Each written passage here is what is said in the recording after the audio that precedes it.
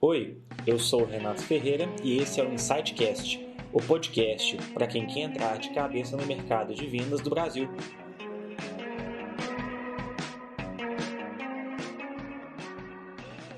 Fala pessoal, tudo bem? Estamos aqui no 17º episódio do InsightCast. Meu nome é Renato Ferreira, sou um dos fundadores da Insight Sales e hoje seu host. Pessoal, o convidado hoje é uma pessoa fantástica, o Rodrigo Silveira. Ele é um dos cofundadores da Convênia, um cara assim bem aberto. Sempre digo que sempre que eu tenho alguma dúvida, algum ponto de negócio, né, que eu quero conversar, aprofundar, é ótimo ter ele já direitinho aqui no meu WhatsApp. Seja bem-vindo, Rodrigo.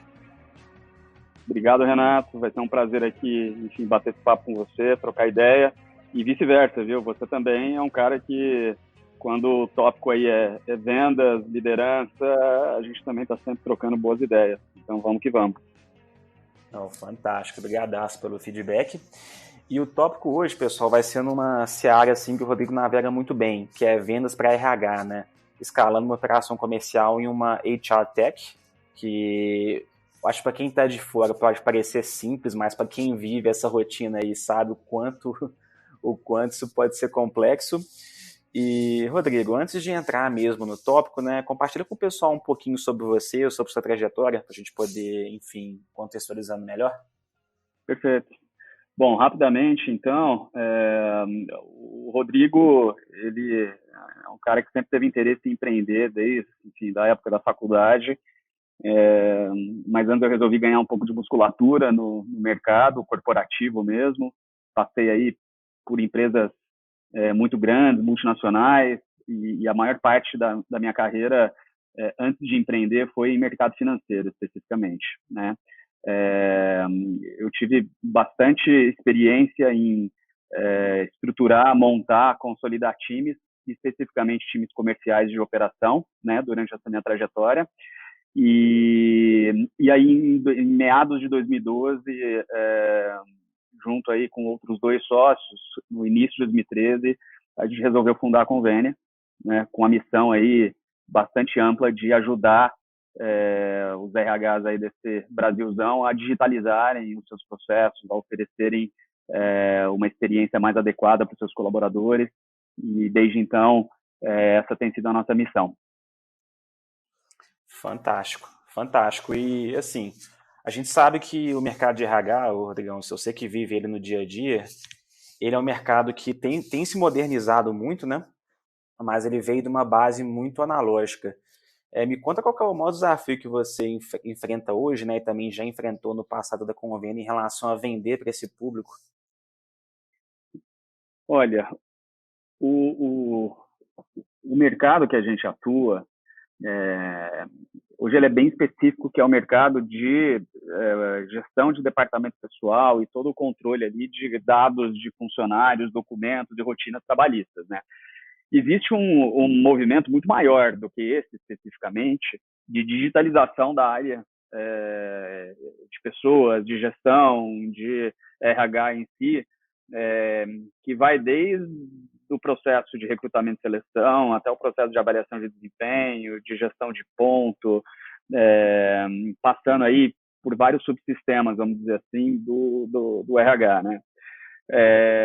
E esse é um movimento amplo, ele tem sido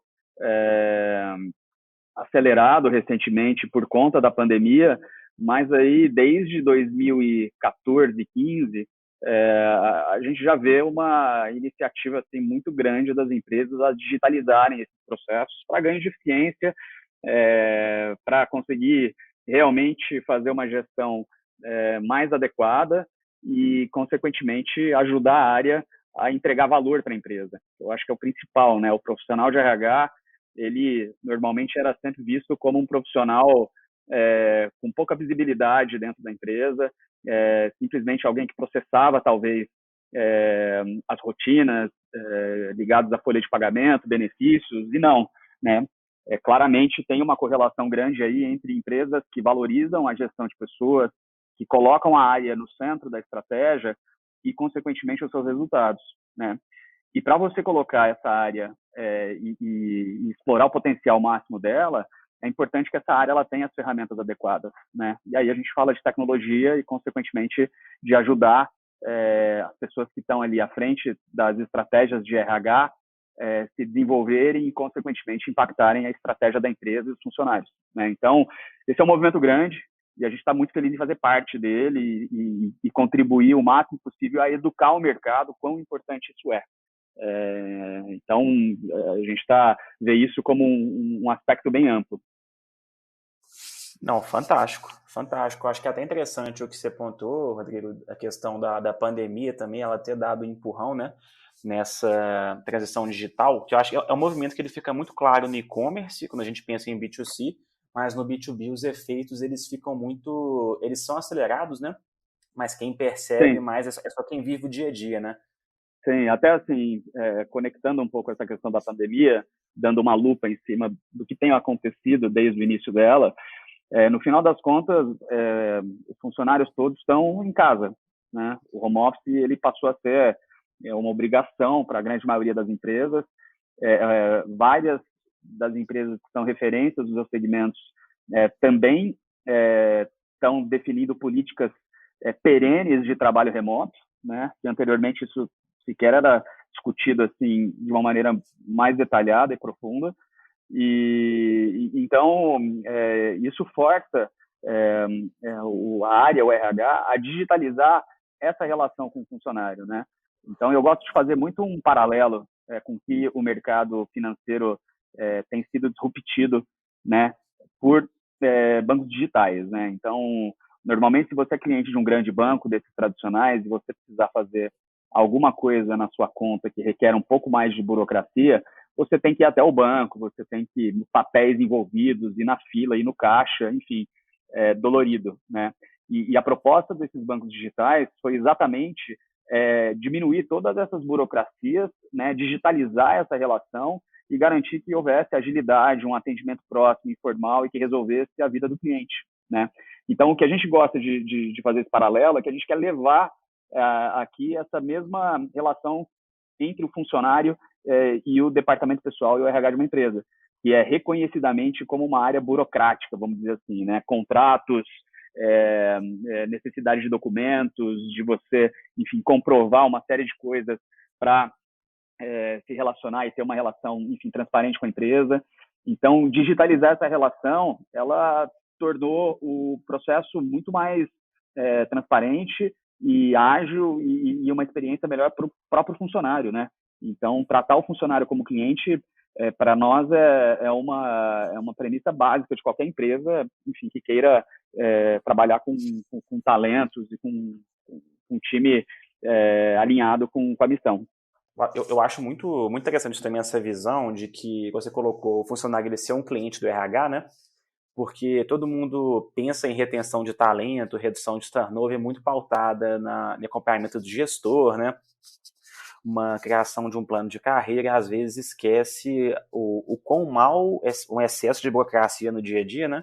Pode fazer para um funcionário, por exemplo, causar um pequeno estresse aqui, um outro ali, vai só acumulando, né? Vira uma bola de neve e ele sai, enfim, aí os danos são quase impossíveis de mensurar, né? Mas acho muito boa essa visão. A gente vê muita incoerência, assim, entre o que a empresa, como ela se posiciona ao mercado em relação a ser uma empresa moderna, tecnológica, buscando aí estar nos rankings das melhores empresas para se trabalhar, mas ela acaba não tendo boas práticas internas com o time, né? E eu acho que as práticas que você mencionou anteriormente, de ter um bom plano de carreira, de realmente ter processos de avaliação de desempenho, de, enfim, analisar melhor como está o clima da empresa, eles são realmente imprescindíveis, tem excelentes soluções para colaborar com as empresas nessas linhas. Mas é difícil. Imagina você tem aí grandes expectativas quando você entra numa empresa e aí no primeiro dia você é recebido por uma experiência completamente analógica, cheia de papéis, burocracias, dores de se vincular a um plano de saúde ou de você, enfim, efetivamente ter que entregar um documento para a empresa e ter que ir presencialmente lá. Então, para o momento atual, isso enfim, completamente desnecessário, né? Então, acho que é importante ter essa visão também e provocar as empresas a olharem a experiência do funcionário como uma experiência de cliente, né? Porque isso só tem a acrescentar. Não, sem dúvida, com certeza. E fazendo um gancho, pensando assim em relação a Convenda vendendo para o mercado, né? E pensando no seu funil de vendas, qual parte você acha mais complexa, que ela é realmente mais complicada, né? De você conseguir, enfim, convencer ou prospectar ou qualificar? Conta um pouquinho mais para a gente. Eu entendo que a gente faz um trabalho assim espetacular na nosso time de marketing. Ele tem desde sempre aí se apoiado muito na estratégia de inbound, né? Então, para quem aí não sabe, é uma estratégia que acaba se apoiando no desenvolvimento de conteúdos para o nosso público, né? Conteúdos ricos, e-books, artigos, vídeos e assim sucessivamente, que você tem como uma das finalidades não só prospectar e ganhar aí a atenção do seu público, mas também educar, né? Essas pessoas em relação a possibilidades que muitas vezes elas não haviam pensado anteriormente, né? E especificamente para o nosso caso, eu acho que a maior dificuldade é estabelecer essa relação de que a mudança é necessária para o nosso público, né? Que o status quo do RH tradicional, que está lá lotado de planilhas, de papel, que, enfim, tem lá uma relação ruidosa com o funcionário, ele, às vezes, as pessoas estão tão atoladas ali no dia a dia que elas não param para procurar soluções para esses problemas especificamente, né? Só quando dói muito. E isso acaba sendo o nosso papel educar esse mercado, né? E demonstrar que tipo de retorno sobre o investimento que essa empresa ela pode ter ao digitalizar os processos do DP e a relação com o funcionário. Então, isso tem se mostrado talvez como um grande desafio que a gente tem, né? A gente tem um tráfego imenso no nosso blog e aí o desafio, eu acho que aqui, nessa relação entre marketing e a nossa equipe de pré-vendas e vendas, é transformar em maior escala esse interesse desses clientes pela solução. Legal demais. E realmente eu acho que quando a gente fala de evangelização de mercado, é sempre um trabalho de médio e longo prazo, né? Que você faz uma provocação ali inicial, a pessoa lê um conteúdo mais de topo de funil, um conteúdo mais superficial, né? Aí depois ela vai entendendo um pouco mais a fundo o problema que ela tem, como que você ajuda. Então, é uma visão interessante de trazer, principalmente para quem ou está começando a empreender na área, né? Ou atua com gestão comercial para esse segmento, que não existe um atalho. Você realmente tem que fazer um trabalho de educação bem robusto. Sim. E mesmo fazendo esse trabalho de educação, você também tem que entender que existe um tempo de maturação, né? Que é igual quando a gente lê um livro, a gente já não termina de ler o livro e assimilou tudo. Você tem que ter um tempinho, conversar com mais pessoas, né? Estudar um pouco mais a fundo.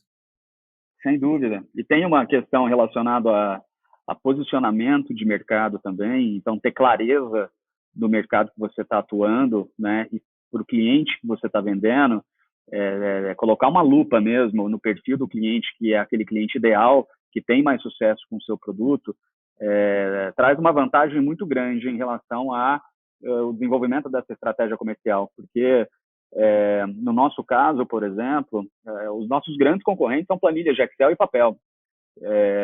A gente acaba aí desenvolvendo quase que uma nova categoria de mercado. E, consequentemente, isso traz para nós uma responsabilidade muito grande de educar o nosso público em relação à necessidade de uma solução como a nossa, né?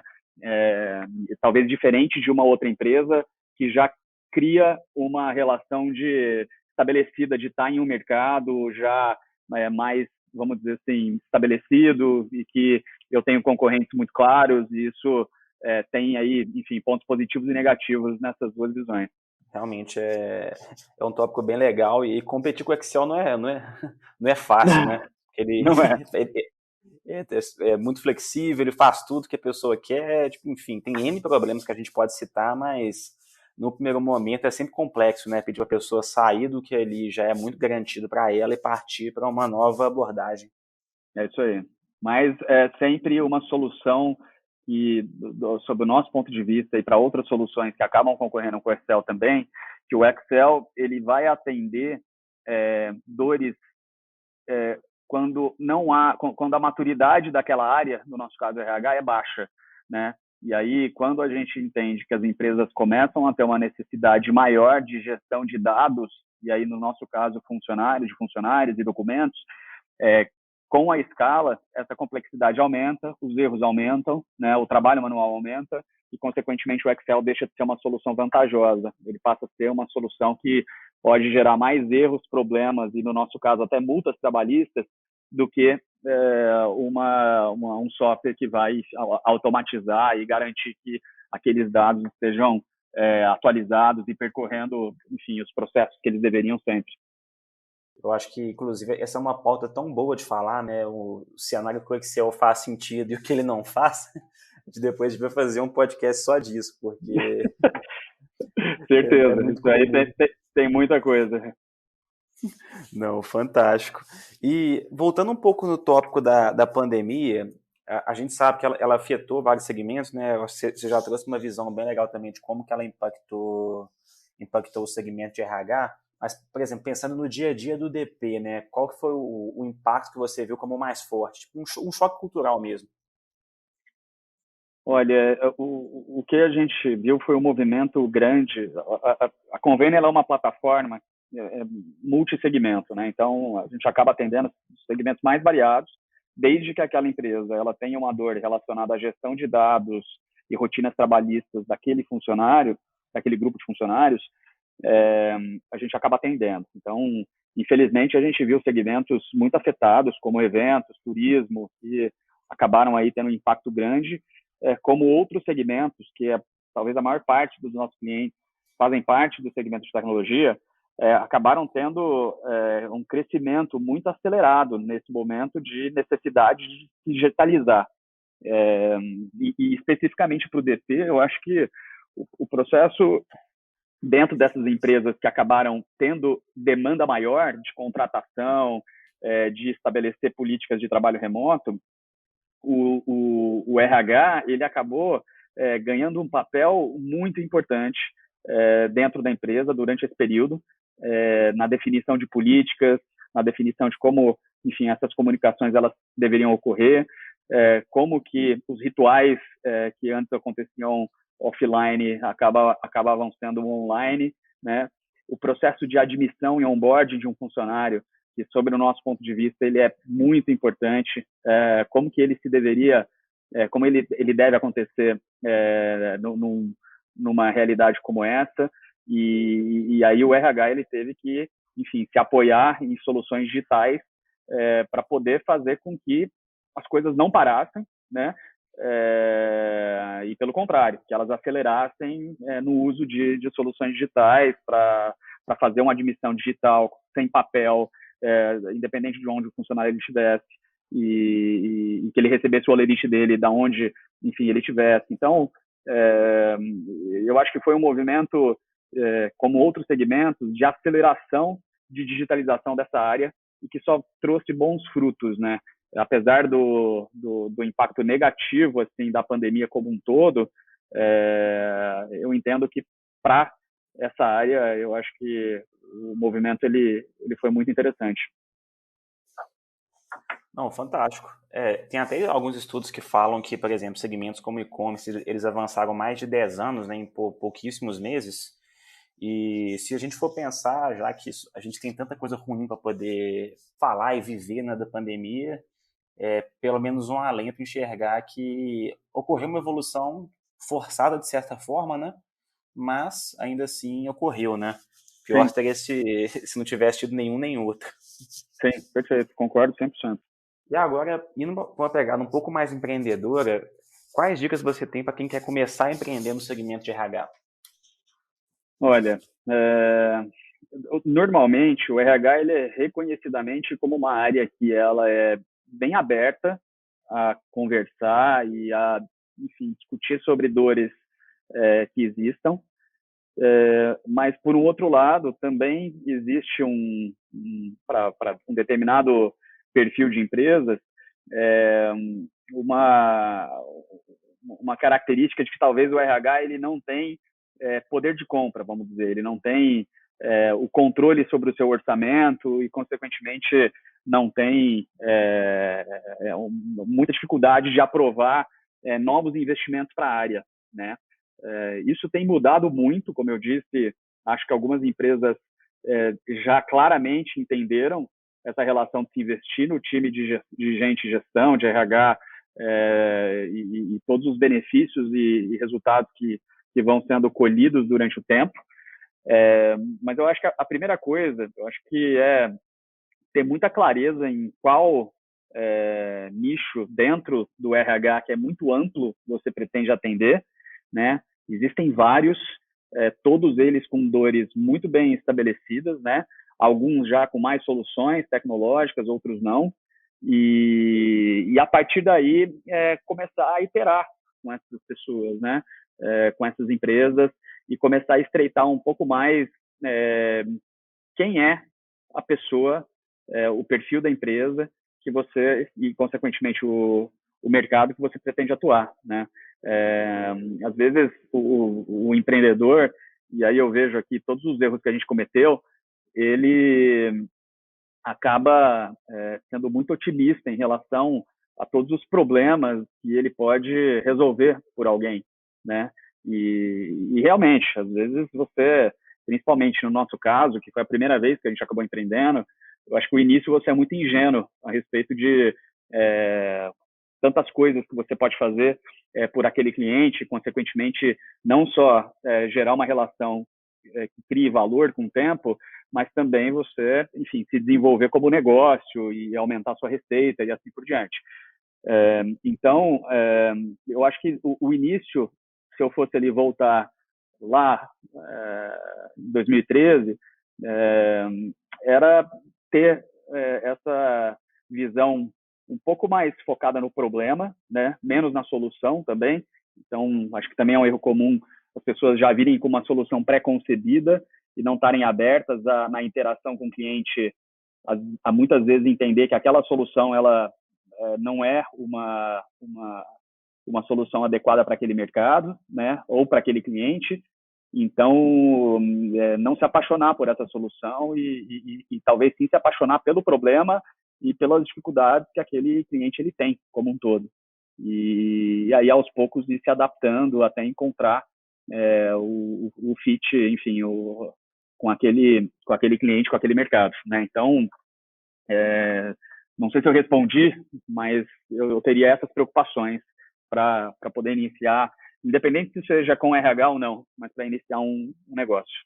Eu acho que você levantou um ponto bem interessante aqui também, fazendo um gancho com a minha carreira, né? Quando você começa a empreender, você vende ali uma, duas, três contas rapidinho, né?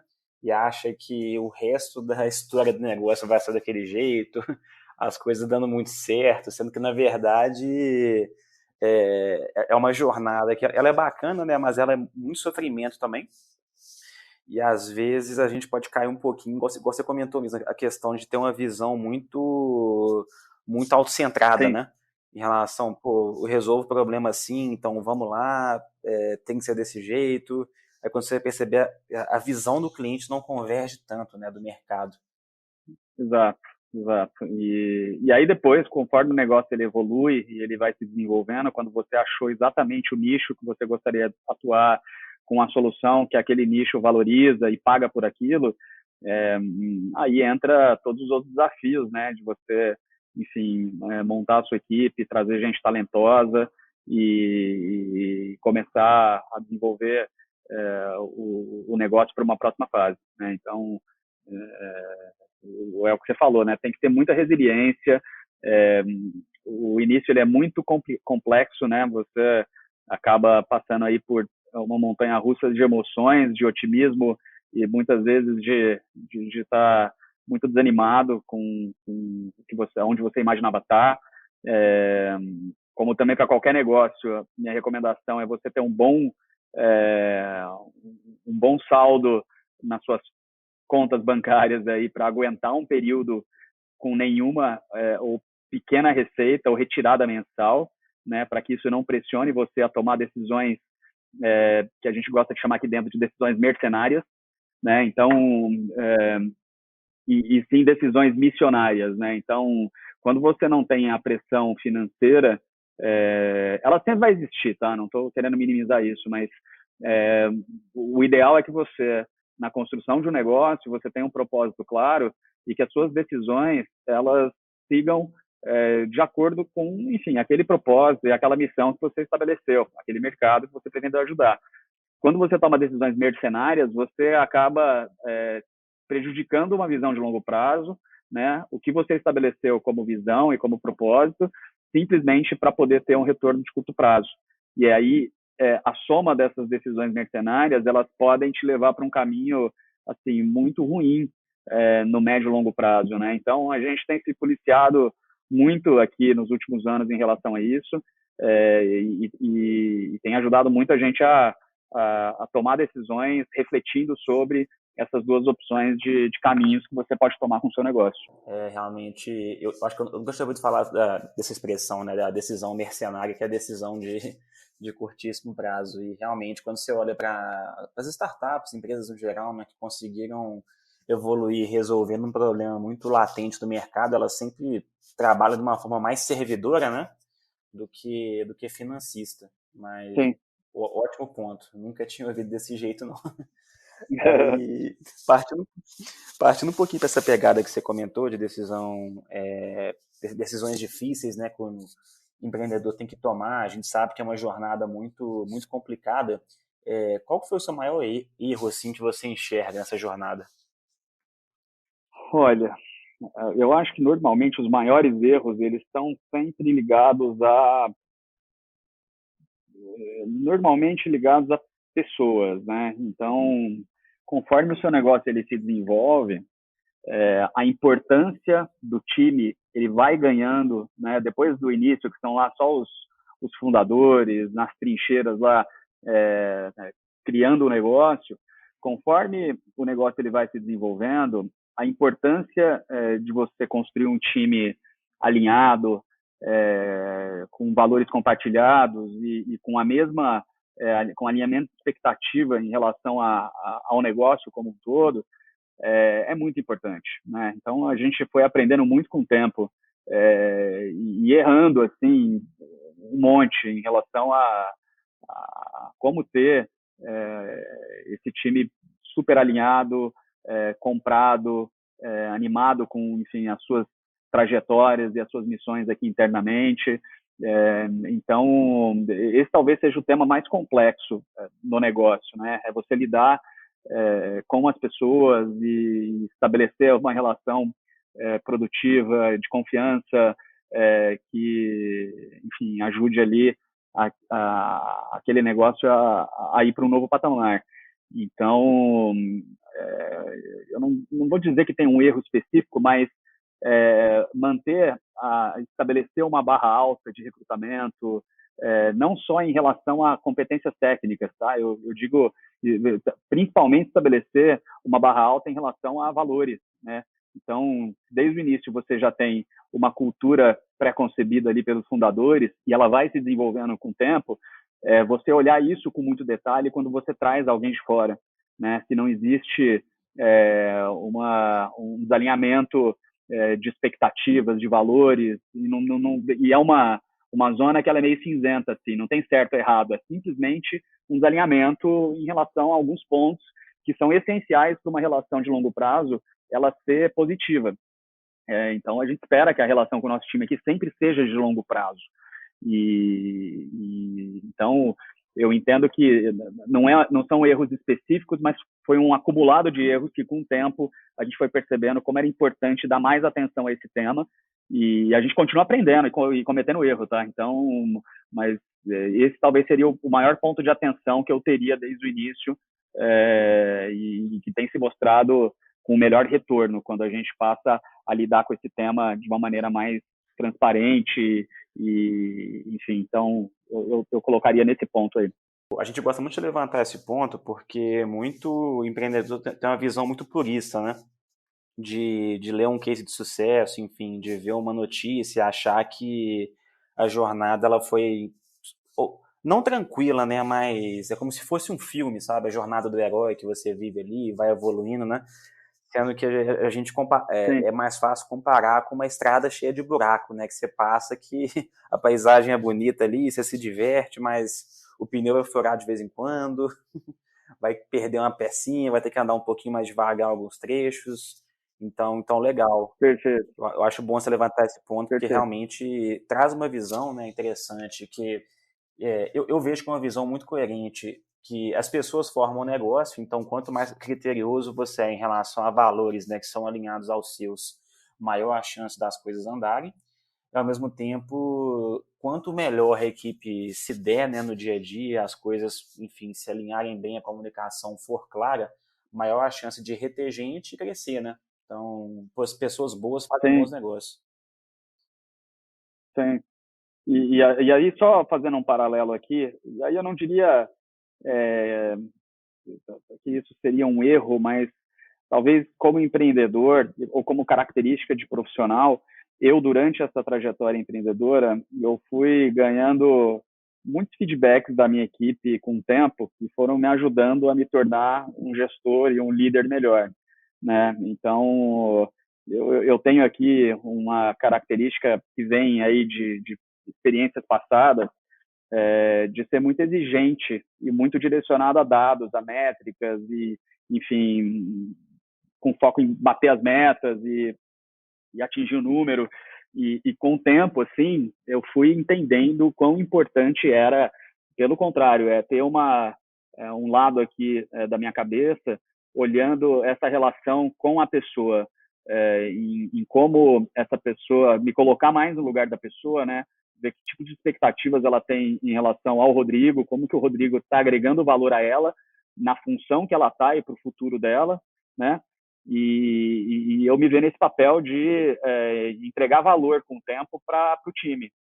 Então, esse tem sido um aprendizado constante durante esse período, porque você tem que, ao mesmo tempo, desafiar essa pessoa a atingir as metas e apoiar ela e dar condições dela se desenvolver, né, como profissional, como pessoa e assim por diante.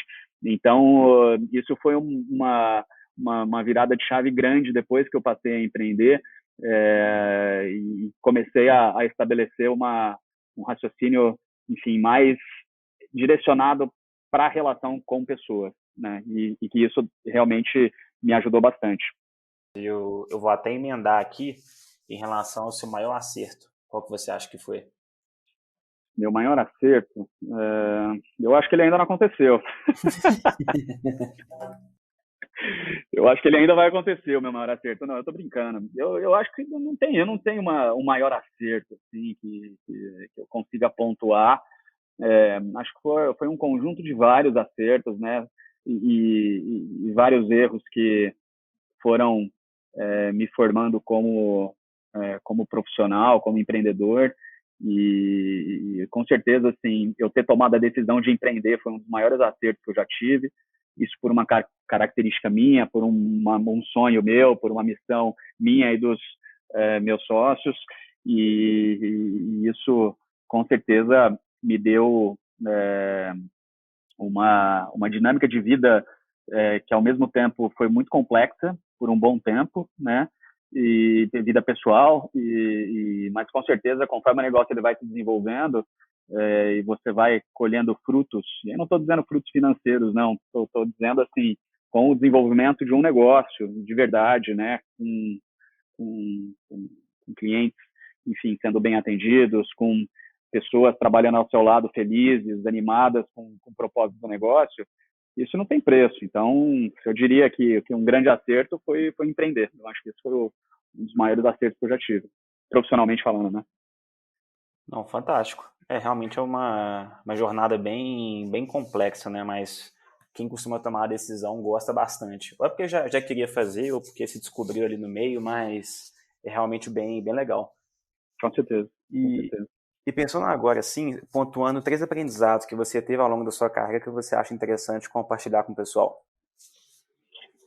Olha, e aí eu vou, talvez de uma maneira bem ampla, eu vou tentar aqui, enfim, responder esses três maiores aprendizados do que vem na minha cabeça agora. O primeiro deles, talvez, seja você escolher muito bem com quem e aonde você vai trabalhar, né? Ou isso aí pode valer com empreender também, né? Mas eu acho que todo mundo já tomou decisões ruins, assim, de você não fazer talvez uma análise mais criteriosa com quem que você está ali se juntando, né? Com quem você está iniciando um trabalho, né? E muitas vezes isso cria uma relação muito prejudicial mental e depois de um determinado tempo você vê que a tua carreira ela não caminhou como ela deveria, né? E aí tem um mix de coisas aqui. Você realmente entender que você está trabalhando com pessoas que vão elevar a tua barra, pessoas inteligentes, pessoas que estão alinhadas em relação à mesma expectativa de crescimento que você tenha e em um mercado que você se conecta, né? Que você realmente se sente feliz em se desenvolver. Essa questão de você tem que estar feliz no trabalho onde você está, ou com o que você faz, também é uma zona meio cinzenta, assim. Eu acho que muitas coisas do que a gente faz, a gente não fica feliz fazendo, né? Mas eu acho que a gente deve ficar feliz quando a gente atinge determinados marcos, né? E conforme a gente vê o resultado do nosso trabalho e a evolução que a nossa carreira ela está se dando. Então, não misturar essas coisas também, em procurar o lugar onde você vai ser feliz com o teu trabalho de dia a dia, né? Mas sim com o resultado que o teu trabalho ele vai te dar aí com o tempo, mesmo que você tenha que fazer muita coisa que você não quer, mas que isso, enfim, vai requerer disciplina, resiliência para você chegar no teu próximo passo, né? Então, eu acho que são aprendizados que eu tive, né? Ter ser mais analítico para escolher onde você quer atuar e ter paciência também. Então, não tomar decisões de curto prazo. As decisões mercenárias lá também valem para a carreira, né? Muitas vezes você troca um lugar para ganhar X reais a mais e o custo que pode te ter pessoalmente ele pode ser muito maior. Então, fazer uma análise com mais calma para fazer uma transição de carreira. E o outro, e que eu gosto aqui de falar para o nosso time também, você, no final das contas, não delegar o teu crescimento profissional para a empresa. Então, eu acho que a empresa ela tem um papel importante de dar condições, né, de criar as oportunidades com base no crescimento que ela vai ter, com base, enfim, no design ali da organização que ele se dá para aquela pessoa ter clareza para onde ela vai, ou para onde ela pode ir. Mas no final das contas, quem é responsável pela carreira é a pessoa. É a pessoa que vai se dedicar a estudar, que vai se dedicar a dar aquele extra mile lá para poder atingir os seus resultados, a poder entender melhor como que ela pode colaborar com as áreas que estão ao redor, né, de ser referência dentro da sua equipe. Então, isso tudo dá clareza para quem está acima daquela pessoa sobre o aspecto de gestão, de liderança, e, acho que aquele é um talento que está construindo a sua própria história ali e com certeza merece uma oportunidade. Então, não se colocar numa posição passiva em relação à tua carreira e ser muito mais um atacante, ir para cima mesmo com uma estratégia bem estabelecida. Bacana. Eu acho que esse ponto que você levantou de realmente a questão da felicidade no trabalho, né? Acabou que tem sido um assunto muito debatido nos últimos tempos e, assim, se a gente for ser 100% sincero, né? Divertido é passar um tempo com a família, viajar, ir num boteco, né? Eu sou de Minas Gerais, então eu gosto de um boteco. Exato. Você fazer, enfim, alguma coisa mais leve, né? O trabalho, ele pode ser bom, ele pode ser divertido, mas sempre que você colocar numa balança ali, é difícil dele ganhar. Então, você pensar na realização, né? Nas pessoas, você comentou, de fazer uma análise ali da equipe que já está na empresa, dos sócios, né? De quem que vai trabalhar ali do seu lado. Realmente eu vejo como pontos bem determinantes. Eu acho que é um aprendizado que, se eu tivesse ouvido no começo da minha carreira, principalmente, teria me ajudado muito. Eu acho que pode ajudar muita gente. Acho que focando bem nesses pontos aí, você tem uma probabilidade boa, né, de evoluir, e também acho que tem uma coisa que é quase mais importante, né, que é ter paz de espírito. Com certeza. E o trabalho e o empreender, ele é um caminho para você realizar os seus sonhos. O seu sonho pode ser ter enfim, um determinado cargo, está em uma determinada cadeira, em uma posição, mas que claramente você deve ter outros sonhos que orbitam a tua vida profissional. E, no final das contas, esses sonhos talvez estejam mais próximos de uma felicidade ou de momentos de felicidade, né? Não existe a felicidade contínua, que eventualmente a tua carreira ela pode te proporcionar. Então, principalmente se a pessoa ela conseguir conciliar e ter isso mais claro, eu acho que vai mais fácil chegar lá, né? Então, você se mover em função de um objetivo, ele te ajuda a ter clareza e até criar uma estratégia para você chegar lá, né? Então, acho que é um bom caminho, é um bom conselho. Não, fantástico. E agora, acho que puxando um pouquinho também da sua resposta, né? Me conta um pouquinho quais são os seus hobbies, assim, no dia a dia, fora trabalho, o que você gosta de fazer. Compartilha um pouquinho com o pessoal. Legal. Eu sempre fui muito ativo em relação a esporte. Sempre adorei fazer vários esportes. Aqueles que eu, enfim, pudesse fazer, eu estava lá, desde, enfim, jogar futebol, tênis, basquete, ir na academia, correr, nadar, enfim, eu sempre fui muito ativo em relação a isso. É até uma piada interna aqui entre meus sócios. Eles acham que eu faço tudo mal, mas eu me viro no limite. Foda, né? Obviamente que depois que eu virei pai, eu tenho 2 filhos hoje, um de 6, outro de 3, o tempo ele acaba sendo muito dedicado para eles, né? Então isso eu acho que talvez seja o meu principal hobby, o meu principal prazer é estar com eles perto, né? Acompanhar ali o crescimento deles, mas quando não estou com eles, eu estou fazendo alguma atividade física, vamos dizer assim. Essa do fazer várias coisas mais ruins, né? Acho que a pior coisa para a autoestima da pessoa é pedir toque de amigo, né? Em relação a esporte, enfim. Você vê, né? Você vê. Não, mas ainda bem que eu ainda tenho alguma facilidade para alguns deles, então dá para me divertir.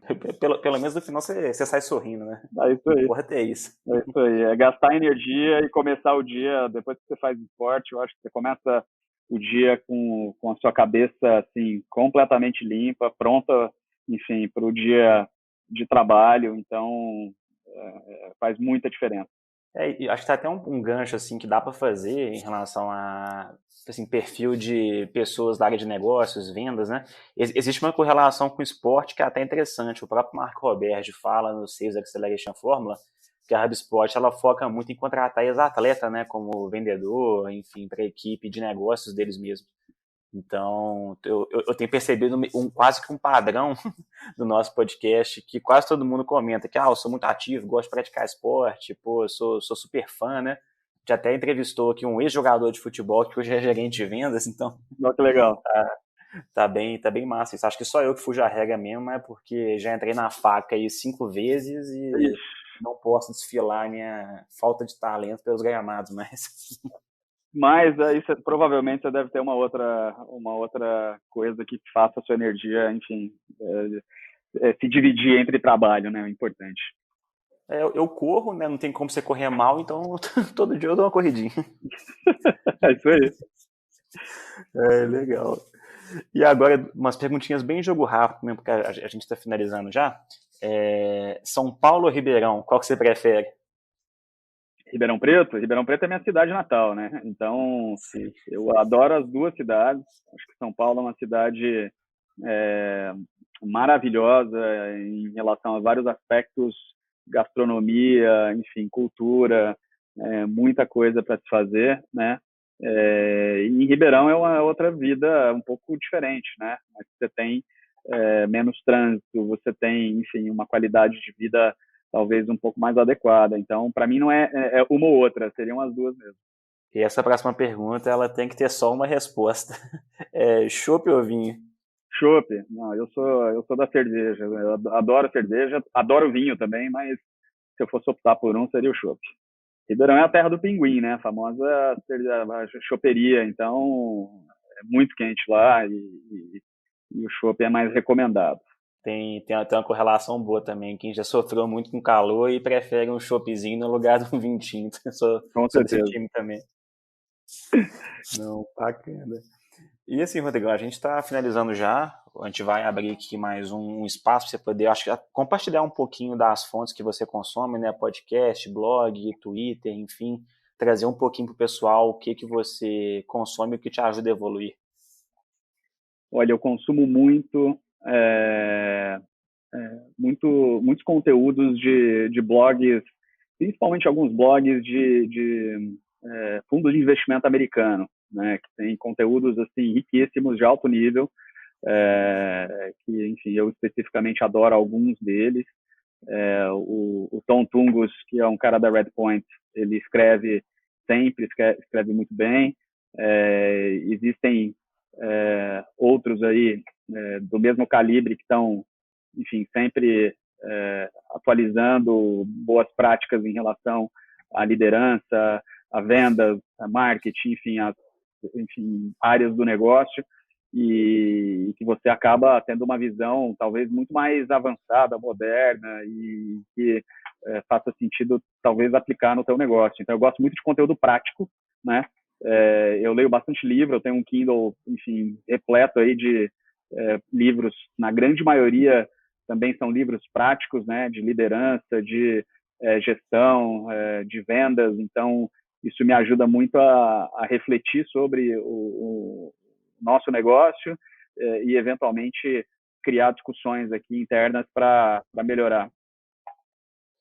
Não, fantástico. Acho que são ótimas dicas. O blog do Tomás Tungus, ele realmente é muito bom, né? Acho que para quem gosta muito de número também, indicador, lá tem bastante coisa. E, assim, acho que finalizando já então, mestre, eu vou abrir um espaço para você poder fazer, enfim, o jabá, falar aí de você, da Convênia, trazer um pouquinho aí de como que vocês têm ajudado o mercado, né, nessa digitalização, o mercado de RH, e também, enfim, agradecer pela sua participação. A gente fica felizaço mesmo de ter conseguido fechar uma horinha para a gente poder trocar essa ideia, compartilhar seu conhecimento, enfim, acho que vai dar vários atalhos aí pro pessoal, e brigadaço mesmo. Imagina. Eu que agradeço. Então, abrindo aqui rapidamente, quem quiser bater um papo, enfim, me adiciona no LinkedIn, Rodrigo Silveira, você consegue me encontrar e me adiciona, e vai ser um prazer, enfim, responder e trocar ideia. A gente adora fazer benchmark aqui, trocar boas práticas, então todos aí que estão ouvindo, fiquem super à vontade a nos conectar. A Convênia, ela é uma empresa, enfim, como a gente já comentou aqui anteriormente, que ajuda outras empresas nos desafios ligados à burocracia de se gerir um funcionário ou seus funcionários, né? Em tudo que diz respeito, desde a admissão até o desligamento de um funcionário, existem rotinas trabalhistas, obrigações que você precisa ficar atento e controlar, principalmente com desafios como E-Social, como LGPD. A gente vem aí para resolver dores muito grandes que a área ela possui, e ela acaba digitalizando também a relação com o funcionário, consequentemente melhorando muito essa experiência com a empresa na qual essa pessoa ela trabalha, né? Então, quem quiser, enfim, bater um papo sobre isso também, só entrar no nosso site, convenia.com.br, e vai ser um prazer conversar com cada um de vocês.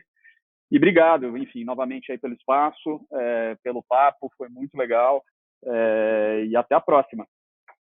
Não, com certeza faremos aqui mais vezes. Um abração para você, um abração para o pessoal. A gente se vê no próximo episódio. Até mais.